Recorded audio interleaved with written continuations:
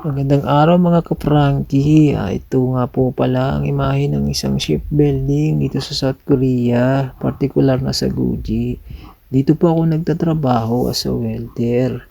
Nung una, ako isang helper ng Peter. Medyo hindi po kami nagkakaintindihan ng aking partner na isang Koreano. Kaya medyo nakaka-stress talaga.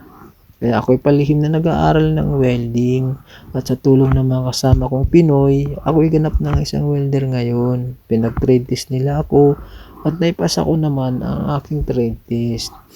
Nakita ko kasi medyo magaan ang trabaho ng welding.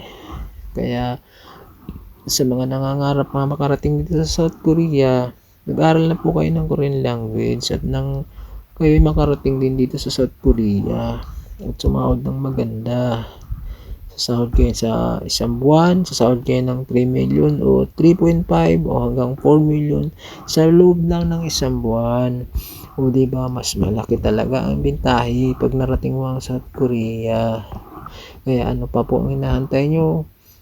Mag-aaral na po kayo at na makarating kayo dito.